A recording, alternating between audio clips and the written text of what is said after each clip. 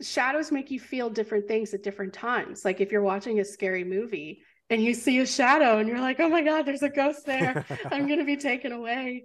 I think about theater, where the spotlight is. You are telling your audience where you want them to look. And so with shadows, I don't look at it as something that takes away from a photo. I think it as something that adds to the photo. I just think shadows are so freaking dramatic. And that's the kind of work I'm drawn to. Hey, welcome to episode 350 of the Beginner Photography Podcast, brought to you by CloudSpot, the easiest way to deliver and sell your photos online. I'm your host, Raymond Hadfield, and today we are chatting with dramatic food photographer Mica McCook about the artistic side of food photography. You know, I remember when Instagram first came around and people started posting photos of their food because, well, I think non-photographers wanted to be a part of this fun photo action. So they just kind of took photos of their everyday life. And we all eat food every day. So that's what they would take photos of. And I think that because of that, for a while, food photography was kind of like this easy scapegoat of a joke for those who didn't know what to say when you told them that you were a photographer. But food photography is no joke. And as you will hear today from Mica, not only does she take her job incredibly seriously, not only to document food, but she spices them up by turning them into works of art. I'm serious. I highly encourage you to check out her work before we get into this one, and you can see what I'm talking about by checking out her socials. The links are in the show notes of this episode. So with that, let's go ahead and get on into this interview with Mica McCook. Mica, my first question for you, it's an easy one. I just want to know, when did you know that photography was going to play an important role in your life? I'd say 2015, when I accepted this crazy idea that I could be a photographer. I was in this really hard point in my life. I was working at a physical therapy clinic. I hated my job.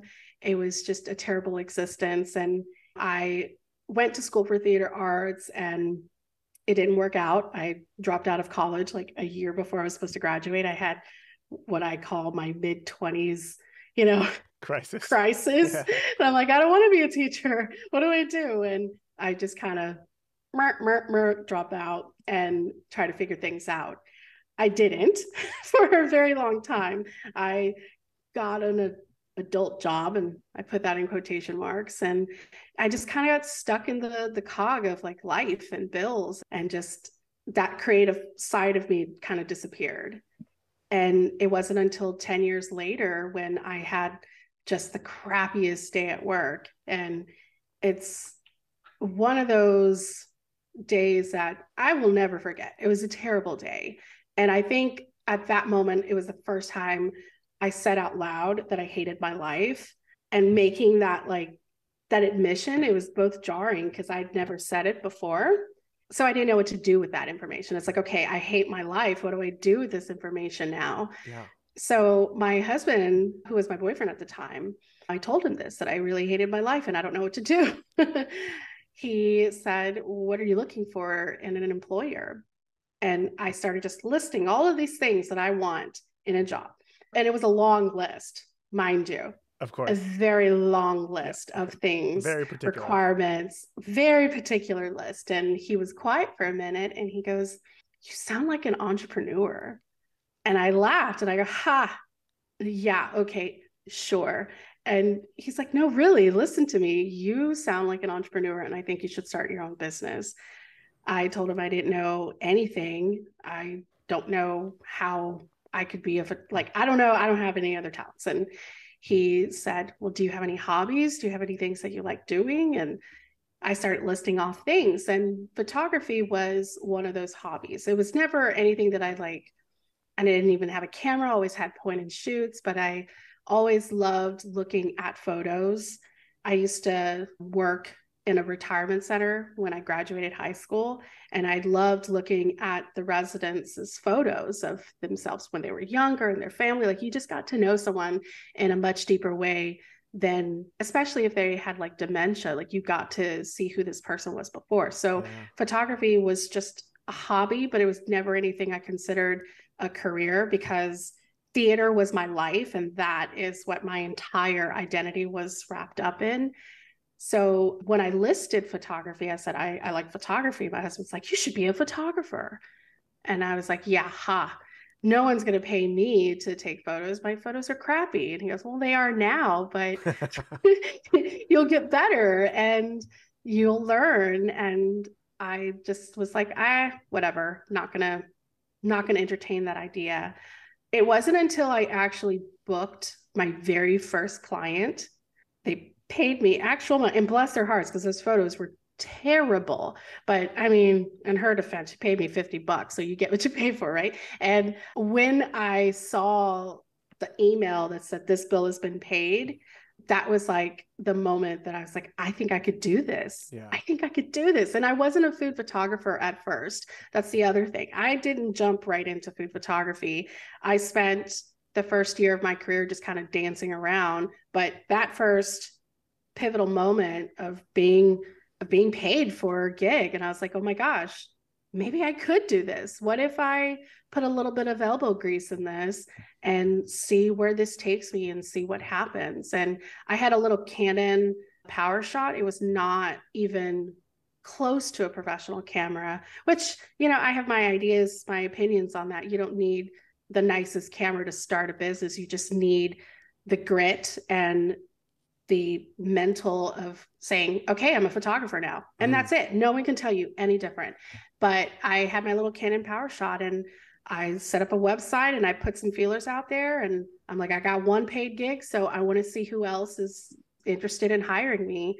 And it just sort of built into where I am today, which is so different than where I started. But yeah, so 2015, that's when it was when I had my very first like professional camera. It was like holding a Golden Globe or an Oscar statue. It was like, I knew this was going to change my life, and there was no going back. Like I could never go back to doing what I was doing before. It was really, really, really life-changing. Yeah. What was it about taking images? You said that, looking at the images of residents that you were working with, that sparked something inside of you. But like personally, we don't have we don't have the ability to just fast forward time and understand how powerful an image is until years later. So for you, what was it about just this point and shoot camera that did it for you in terms of photos? Well, it was the technical part of photography that really captured my attention, because I was so lost when I first started. And it made me want to learn photography. It challenged me in a way that I don't think I'd ever been challenged before. And that is what drew me to photography. It was like this puzzle. I was like, I'm going to figure out this puzzle. But then once I learned like the fundamentals, I felt like one of the most powerful people in the world, because I could create moments, capture moments. Like that was just beautiful. And the downside is I'm always behind the camera. So, and my standards are really high. And my husband, bless his heart, he doesn't know anything about anything. And so everyone else has these gorgeous photos, and then I have black. But it's the memory behind it. And when it came to portraits and just regular point and shoots, it was very candid moments. I'm a theater person. I'm very visual. I always think about what was going on at the moment. What was the conversation at the moment? I'm very much into words of like feeling words. How did that person feel in that moment that this picture was taken? What was the weather like? What were the noises like? It's just this whole visual. And that's what fascinated me about just photos in general. What fascinated me about food photography is just how dramatic it can be, and how that kind of tapped into my love for drama, because I love drama, reality shows, whatever you can think of. I always love to figure out, how can I elevate something? How can I make it more dramatic? And that is something that photography always spoke to me. Theater is a very varied art. You play a different character, or you work on a different show. It keeps you stimulated. Nothing is ever the same. And with photography, it's also very similar. Every shoot you do is different. Every client you work with is different. every project, every inspiration. Like there's just so much variety in the things that you do. Even as a family photographer, every family you work with is different. Children are different. Yes. Weddings, good or bad, are different. All different. Yeah. All different. And if you thrive with that kind of energy, then theater and photography are just so similar. And I knew that the hardest thing for me when I stopped doing theater is it was finding something that stimulated me and energized me as much as theater did. And photography was it. And you know that feeling. That's a very unique, special, irreplaceable feeling. And when I took on photography and I started to grow and learn and develop, that sparked this creativity in me that I hadn't felt since my theater days. So there's no going back for me. This is it. Yeah. Oh man. So when you first started out, you said that your first clients, it wasn't related to food, right? Was it portraits? Was it families or something? I did a little bit of everything. Sure. I did not. That's the way to do it. That first year, I really just didn't know. I just knew I wanted to be a photographer, but I didn't know what kind of photographer. Mm-hmm. Family photography was something that I just landed in because it's, pretty easy to get into. Someone with kids, there you go. Yeah, you got a business right there. You're in business. So I just kind of dabbled in a lot of things. And how I landed in food, my friend, who was also my co-blogger, we used to work together in the physical therapy clinic. We worked in the front office, and she was like, hey, you have a camera. You have a nice camera. You want to start a food blog? And I'm like, I don't even know how to use this camera. I just got it. She's like, well, we'll figure it out as we go along. And that's how I got into food photography. I started, and I can't cook. So this was all Charlotte. But I had my camera and I treated food photography as a hobby because the food blog was just something I did for fun. And then the family photography was something that paid the bills. And I built my family photography business from 2015 to 2017. I was full-time at that point, and I was struggling to do both, working in the clinic and then doing photography. And that's when I decided, okay, well, I'm going to go back to school because I want to study photography. I want to take my skills to the next level. I feel like I've learned enough on my own. And I also learned what my learning style was, which is I'm great with in-person learning. So I left school and left my job and went to school. And then my second semester, I had a conversation with a professor who told me that when I talk about my family photos, and when he looks at my family photos, they're nice. They're technically nice. And the lighting's right and everything. But when he looks at my food photos and when he watches me talk about food photography, he's like, your face just lights up. And I'm just curious as to why you're not pursuing food photography. It's like, I'm not here to tell you what to do with your life or with your career. I'm just curious.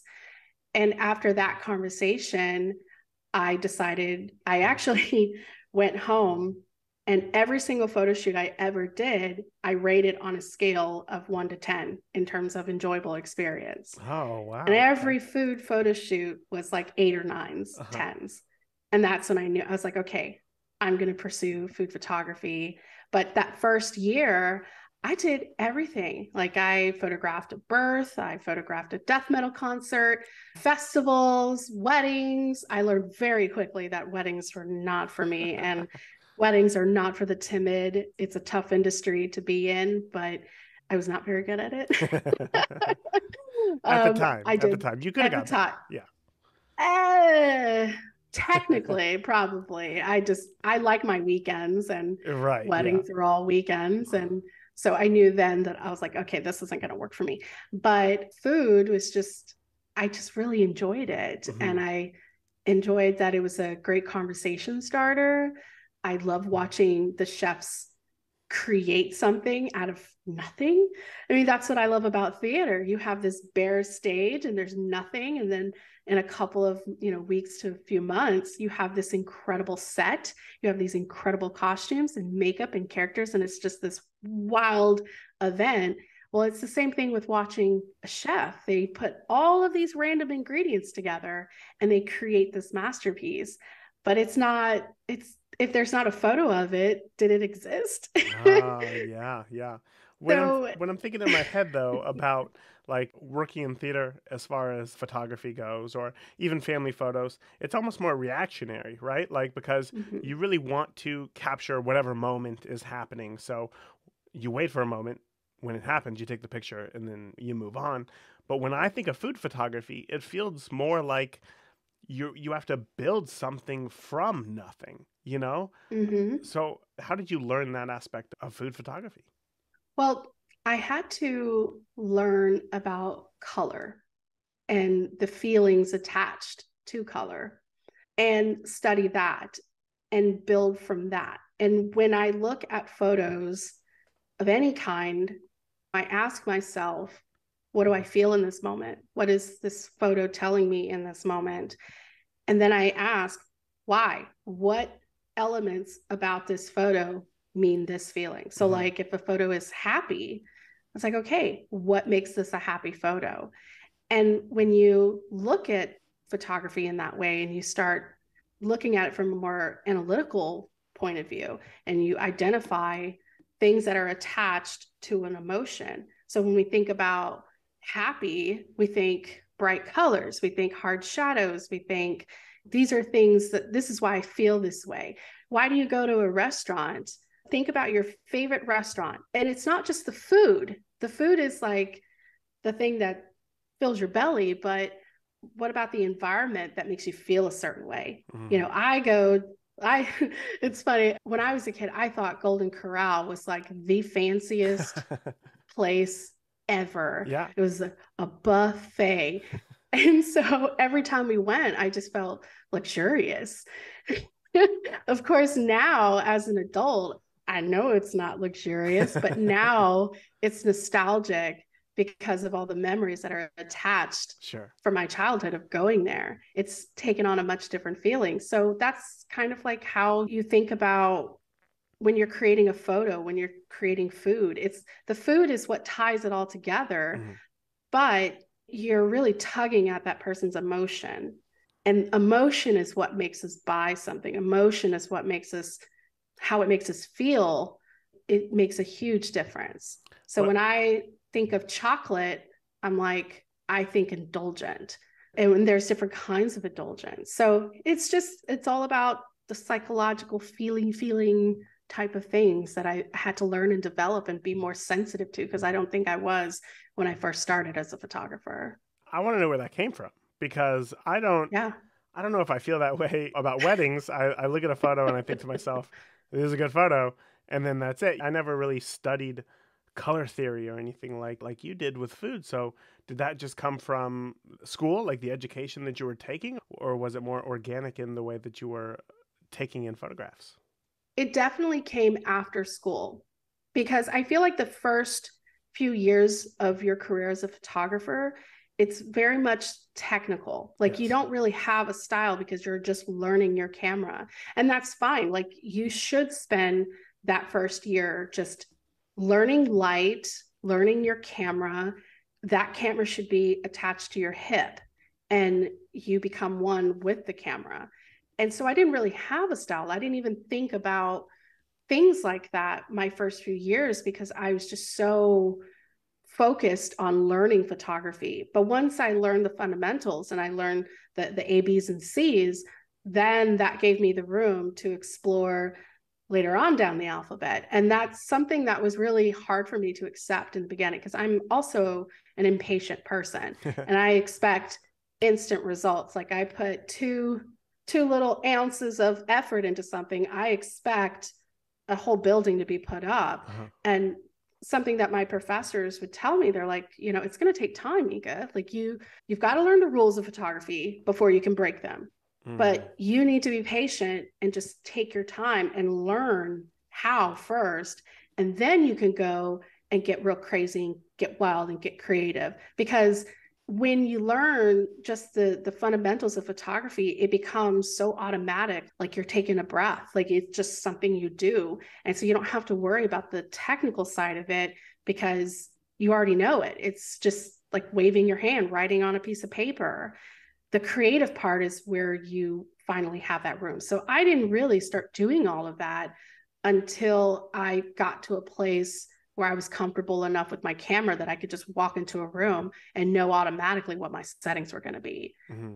And that takes time. Yeah. And I know that's not an answer that everyone wants to hear because they want to be great and good right away. They'll look at other photographers' work and they'll be like, I want to do that. Yeah. And it's like, it takes time. It will happen. Yeah. It will happen. It will happen. And it happens faster for some people than it does others.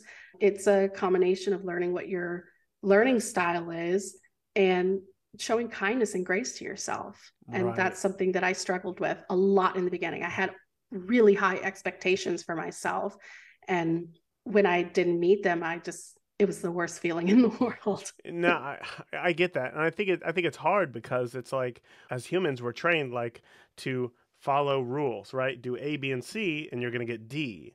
But when it comes to photography, the tough part is that there are technicals that you can follow, and there are quote unquote rules to follow as well. So it seems like if you follow A, B, and C, you're going to get D. But really, it's like if you follow A, B, C, you're going to get H. And like, because you're missing a factor, and it's that personal factor. And even though you want to follow the rules, what I have found is that the sooner that you can relinquish the desire to follow those rules and just kind of listen to, well, what is it that I feel? The sooner that you're going to get to D or H or, whatever letter it is that you're looking for. So that does make it more difficult for sure. But of course, as we said, takes time. But for sure. I trained for a job when I was in high school, and the person who trained me, and this is the philosophy I follow with photography. She said to me, I'm going to teach you how to do it. I'm going to teach you how I do it. And then your job is to figure out what works for you. And that's perfect. That's exactly how I look at photography. I learned just the terms, the basics, and then how everyone else does it. And that's where I get my educational courses, and I watch other photographers do their thing. And then I kind of figure out what works for me. And that's really what I love about photography. It's such a personal art, and it's so different. Everyone has different things that work for them that probably wouldn't work for someone else. Mm-hmm. But, the only way you can really figure that out is just going into your studio and just play and experiment. Yeah, that's why these podcasts are so important. People like you who are interviewing other photographers, is that we have to hear other perspectives, because otherwise we're all just going to be the exact same photographer. But if we hear those other perspectives and we can take that knowledge and try it ourselves, we're going to create something uniquely our own. So speaking of things that are uniquely our own, when I look at your photos, like when I look at your Instagram feed of photos, so in 5th grade, I took a field trip to Washington, D.C. from California, and I was excited to go. And we went to the Smithsonian, and that was the first time that I saw a Rembrandt painting. And I was like, this is so dark and moody, and there's something magical about this photo that doesn't look like, every other photo that I've ever seen, and it's a painting. But when I looked at your work on Instagram, I think to myself, if Rembrandt was a food photographer, you two would be like in competition with each other, because it is so, you're saying so much in the shadows, like in that empty space, like what you said, it's what you don't show that you can share so much.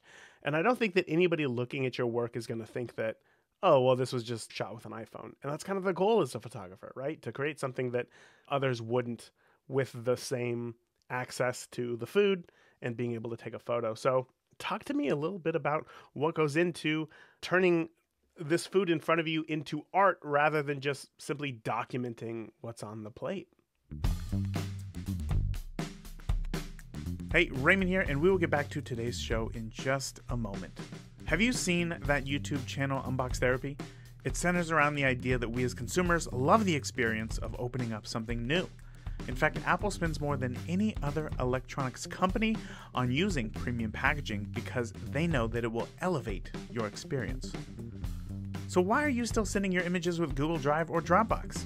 You can create a beautiful delivery experience in your photography with CloudSpot.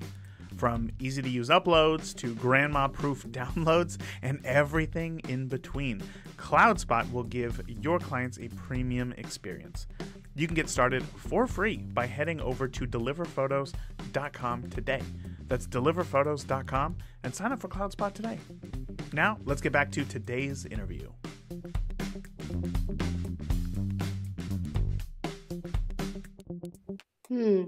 That's a great question.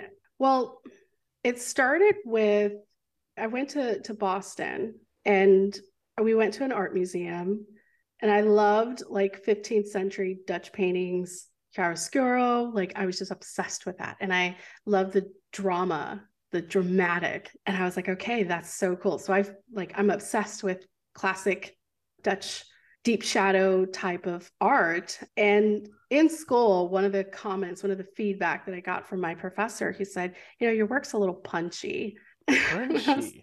He said, it's punchy. I go, is that good or is that bad? He goes, it's punchy. Thanks for that clarification. Yeah. And so I kind of went on this mission to do what everybody else was doing. And it's like, I was creating photos that I thought would be aesthetically pleasing to everybody else. And there just came a point where I actually did a mentorship with B. Lubis. She's an amazing food photographer. And we went on this like journey of creating photography based on colors and really studying color theory and getting down to the nitty gritty. And I told her I really like classic paintings, and that's the kind of photography that I want. Like, to me, I want to create something that's super dramatic and lots of color, very punchy.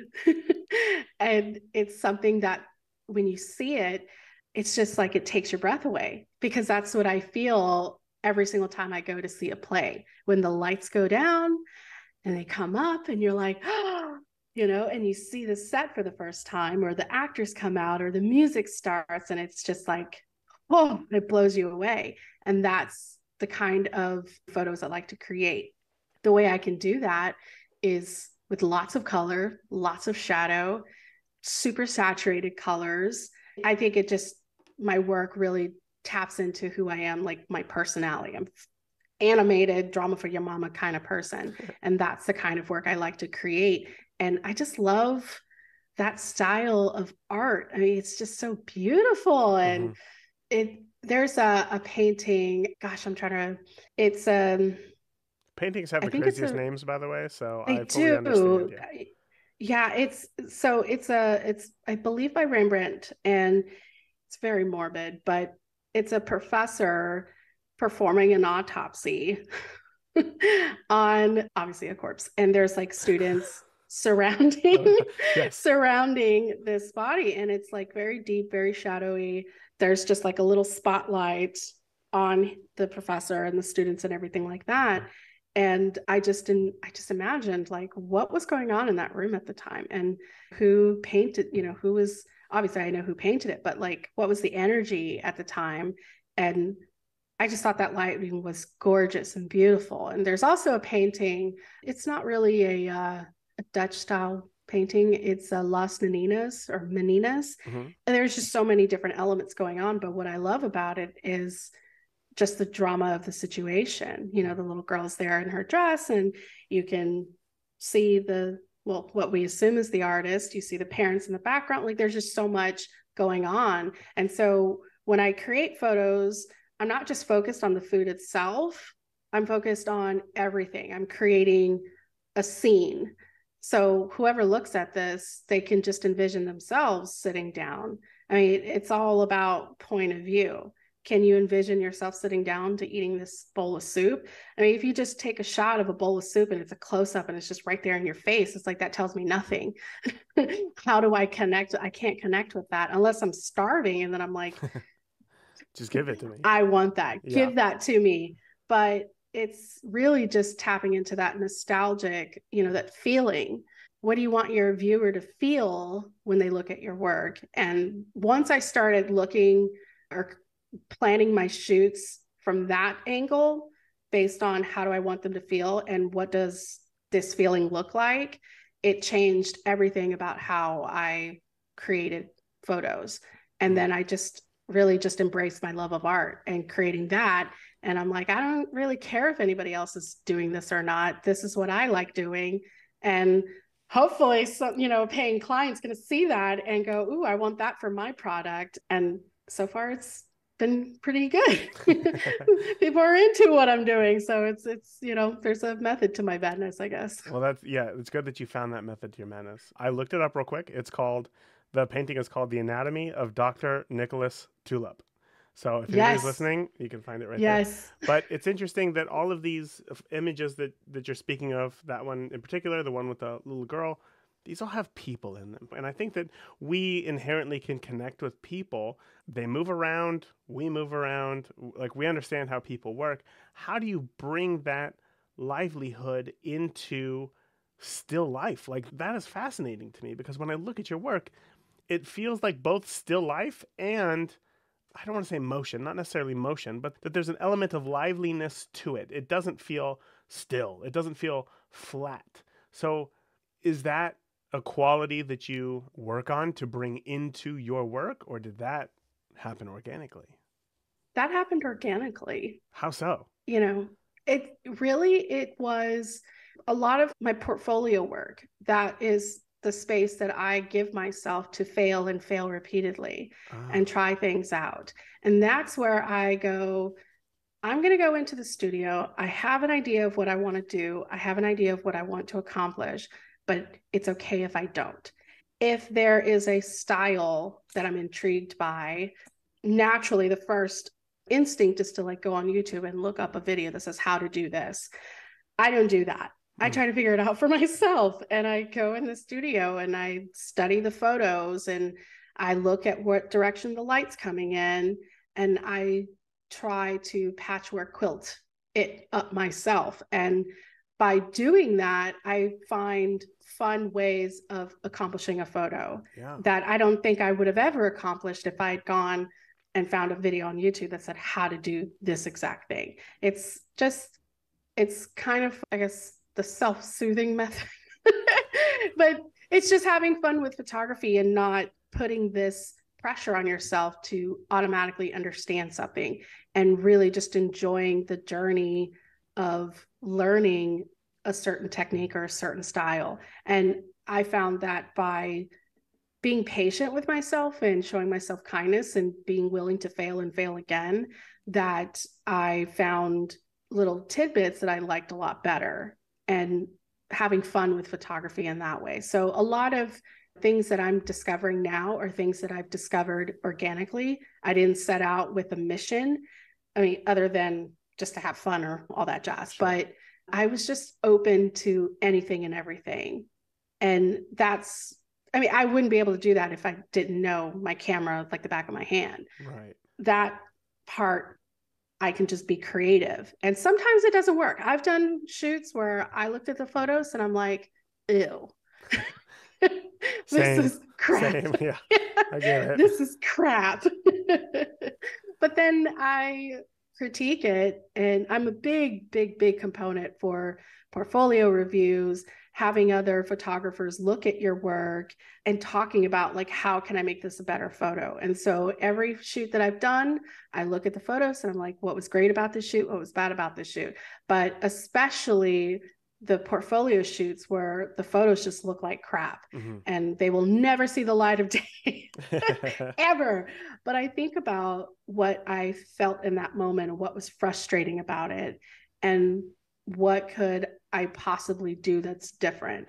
It's only then that I'll go and look up a course or a video, or I'll go find one of my many photography books and try to find the solution, and then go back into the studio and try again.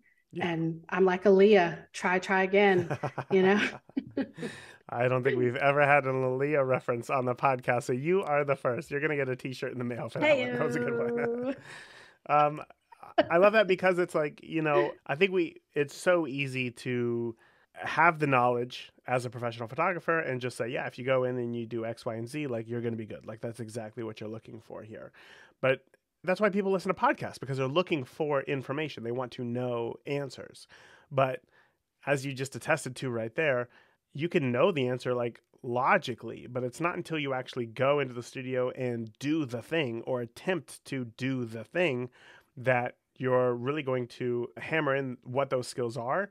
And not only that, but also figure out how you can apply it to other areas in the future. Since you said that that was an organic trait that came out, you weren't expecting that, but it happened. And now you're going to roll with it. I can't tell you, how to do something on a podcast and you'd be like, oh, but wait a second, and figure out how to do something else entirely. So if anybody is listening and they take away one thing from this episode, I hope it's that. Like, just actually go out there and try the thing. Like, don't just listen. Yeah. Go and try the thing. Try the thing. But I want to talk more about your use of shadows because you're not afraid of shadows in your work. And correct me if I'm wrong, but this is not common in the world of food photography. So that seems like a bold decision to be able to make. What gives you the confidence to lean into that? Is it other clients saying, hey, I like this, or is it more personal? It's a combination of both. And I think about theater, where the spotlight is. You are telling your audience where you want them to look. And so with shadows, shadows, I don't look at it as something that takes away from a photo. I think of it as something that adds to the photo. And it can be very beautiful. Just if you go back and look at classic paintings, your eyes naturally gravitate where the light is. And there are different kinds of light, obviously. But hard light is dramatic, but soft light, soft shadows, that can be just as dramatic too. And that's really what I think of when I think about shadows. I just think shadows are so freaking dramatic.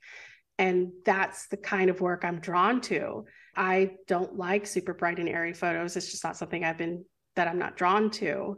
I love the shadows and I love how it makes me feel. And I just think it's just such a creative, cool way of turning something from a photo to art. I knew that when I got into, when I was starting this and developing it, I'm like, I feel like I'm onto something here. Like I'm creating more and more photos like this. And I like the idea where people look at it and they're like, this almost looks like a painting. Yeah. This is a photo. And I was like, yeah, it's a photo, but I love art. And this would be a really cool way of combining the two. But with shadows, I don't know. It's like shadows make you feel different things at different times. Like if you're watching a scary movie, and you see a shadow and you're like, oh my God, there's a ghost there. I'm going to be taken away. But then if you're like in a restaurant and there's a lot of shadows coming in and there's like very soft window light coming in and you see the shadow and you see the light and it's creating this beautiful shape. And you're like, wow, this is like a perfect fall day in a coffee shop. And I feel warm and cozy. It's just, I like how you can create different feelings with shadows. Mm-hmm. And so wow, let me ask you real quick, with food photography, do you typically do it in a studio setting or is it in like a restaurant setting? How does that work? It's usually in a studio. Okay. Unless it's for a restaurant, then it makes more sense to shoot in their restaurant. And in that case, I'll bring my equipment with me, unless they're perfect and they have the perfect window light, and then I can take full advantage of that. But I am not particular about whatever light I use, natural light, artificial light. I love blue light, like the blue hour. Yeah. Oh, that's so awesome. And you've got a very short amount of time, so you do have to be very intentional when you're shooting at that time. But it's just, it's such a soft, beautiful, dramatic. You're going to hear dramatic a lot in this episode. You really love drama here today. Yeah. I do. And so now, I still talk to that professor who called my work punchy. And so every time I see him, he asks me, how are you doing today? And I said, I'm feeling punchy. You're just looking to start some drama yourself. Jeez. Oh yeah, I woke up and chose violence, you know. Well, okay. I want to get a little practical here for Yeah. listeners because I know that we talk a lot about these ideas that we have as photographers, but we do want people to get out and actually shoot. So, if a lot of the shoots that you do are in a studio setting, can you tell me about maybe one of the most recent ones that you like? What's something that you recently shot in the studio? Well, in my studio, I did a shoot for a vodka company. Vodka company. Okay. And I had, gosh, we had about 12 people. So my studio is my home studio. Mm-hmm. And so my home is where my home. So we had about 12 people crammed in my office space. And it's a pretty decent size. I think the office is about almost 420 square feet. So it's a decent size. So it's not like we were like elbow to elbow, Right. but we shot it for a whole afternoon. We had different shapes of ice, but it was a fun experience and they were very happy with how it turned out. That's and the goal, it was right? great. Yeah.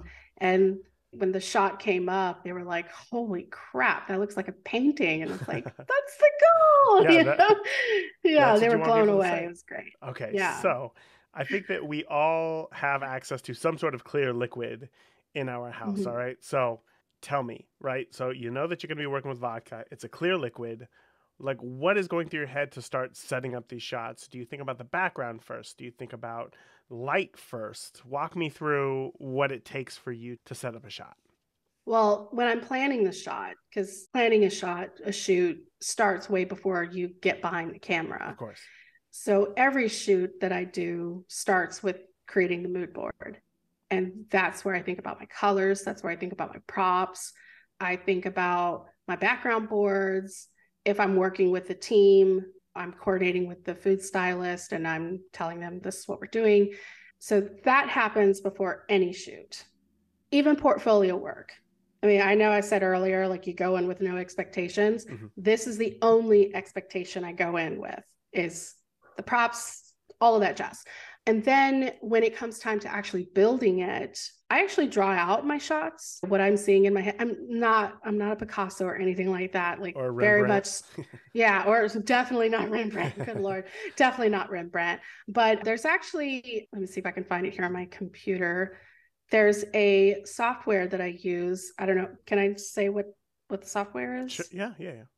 Okay, it's called Set Alight 3D.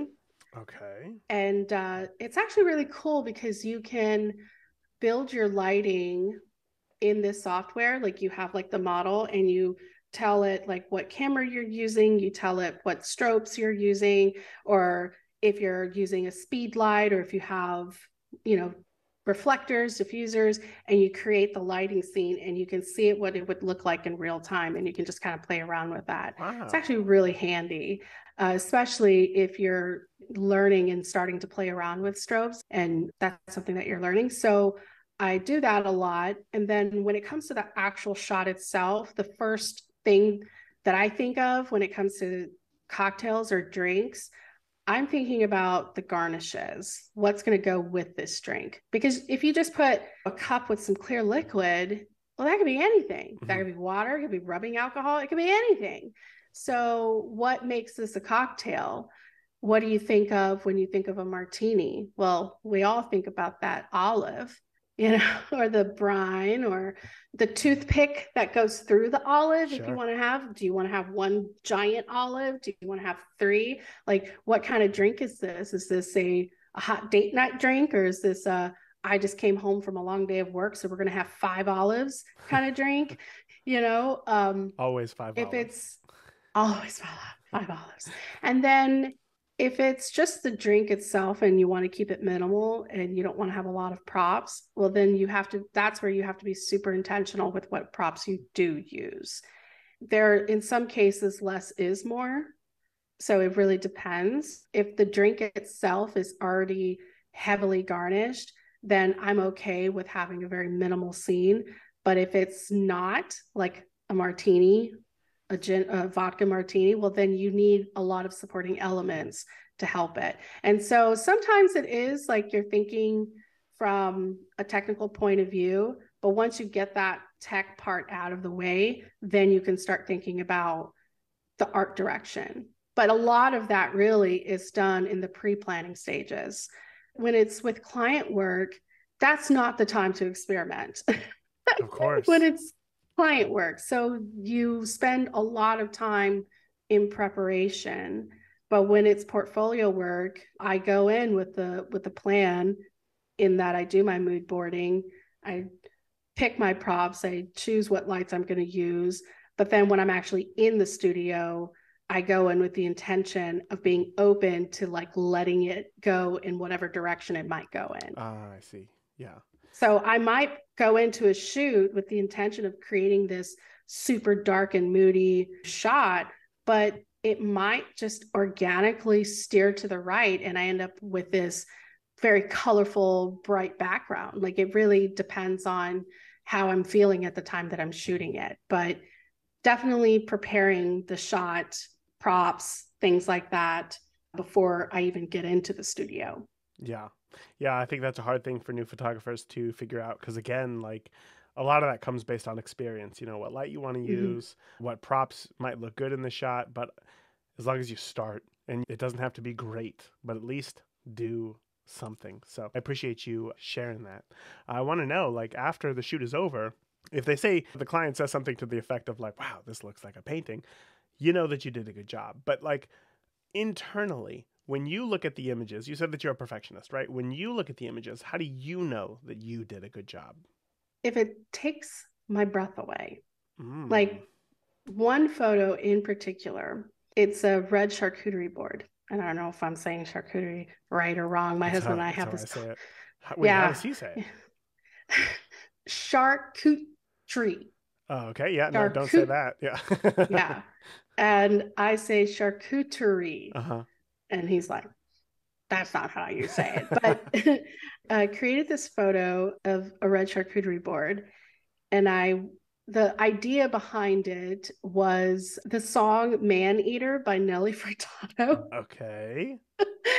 And the lyrics where she's talking about, everybody look at me, I walk in the door, you start screaming, and man eater, make your man walk, make your man talk, for all your love, or something like that. And so I imagine that this man was creating this board to try to impress Nelly Furtado's character. And that when you think of love, you think of the color red, and it's very passionate. So I wanted to like create different tones of red.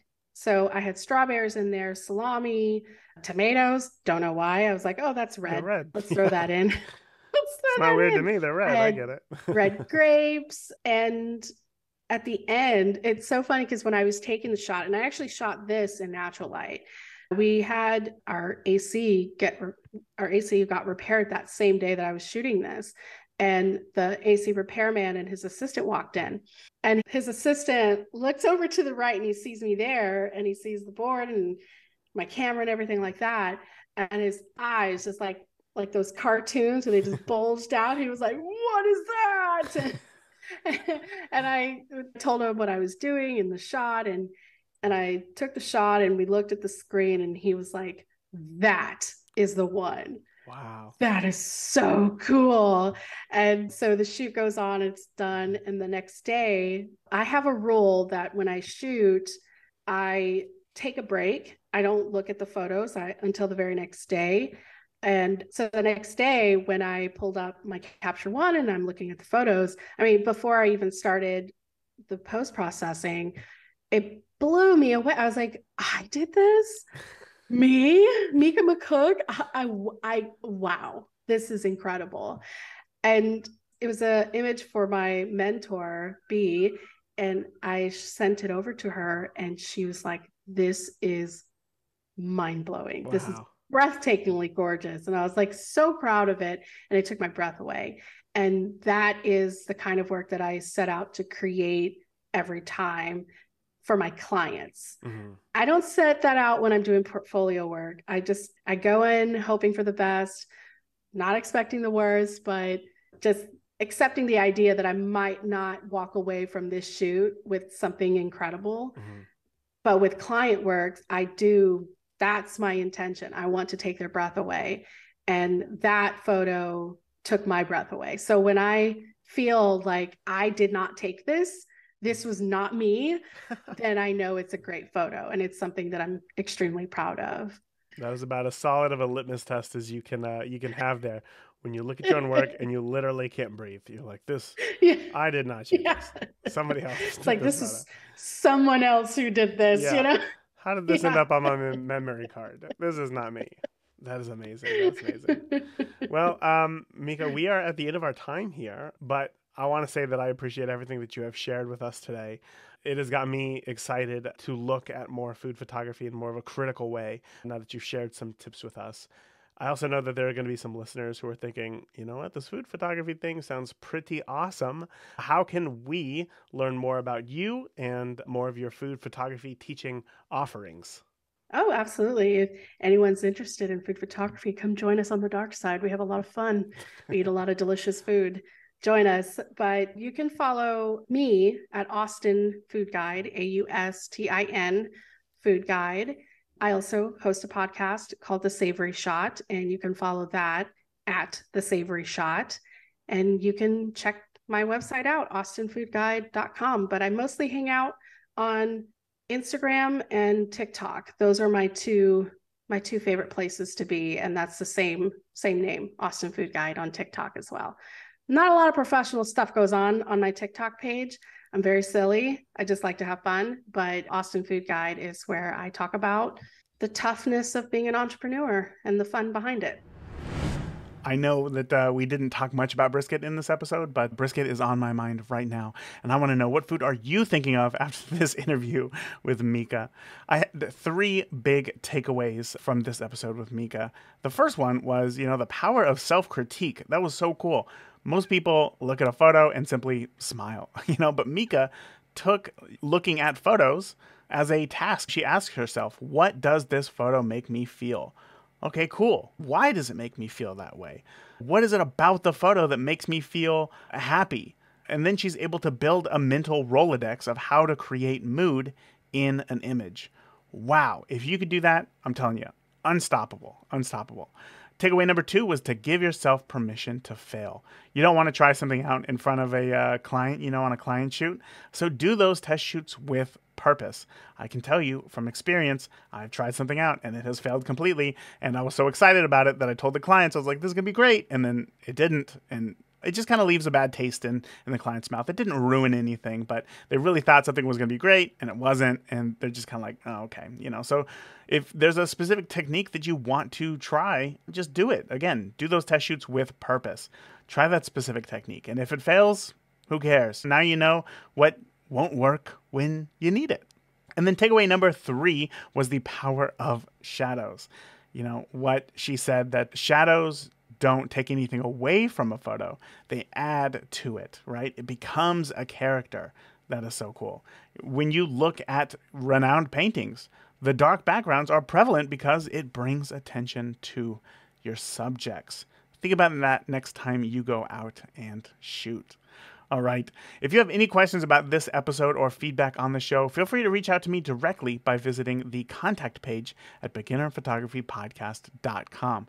There you can shoot me an email or a voicemail. Yeah, voicemails. How cool. And who knows, you might even hear that voicemail of your thoughts on this episode in an upcoming episode of the podcast. And that is it for this week. Thank you again so much for tuning into this episode of the Beginner Photography Podcast, brought to you by CloudSpot. It truly is the easiest way to deliver and sell your photos online. I don't know how more efficiently I could say it than that. If you want to learn more about CloudSpot, just head over to deliverphotos.com. And remember, the more that you shoot today, the better of a photographer you will be tomorrow. Talk soon. Thank you for listening to the Beginner Photography Podcast. If you enjoy the show, consider leaving a review in iTunes. Keep shooting, and we'll see you next week.